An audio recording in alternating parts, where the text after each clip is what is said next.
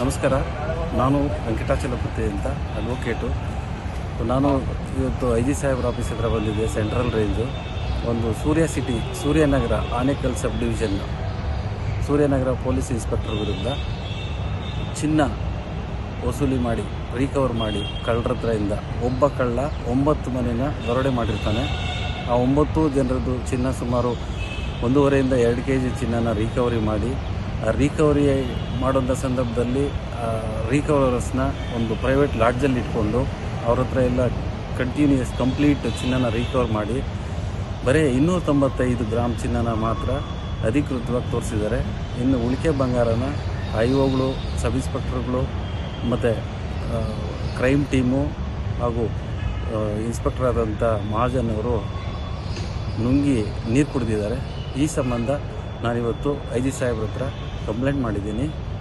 So ಕ್ರಮ ತಗೊಳ್ತೀನಿ ಅಂತ ಹೇಳಿದ್ದಾರೆ. ಆಲ್ರೆಡಿ ASP ನಾಗರಾಜ್ ಸಾಹೇಬ್ರಿಗೂ ಹೇಳಿದ್ದಾರೆ.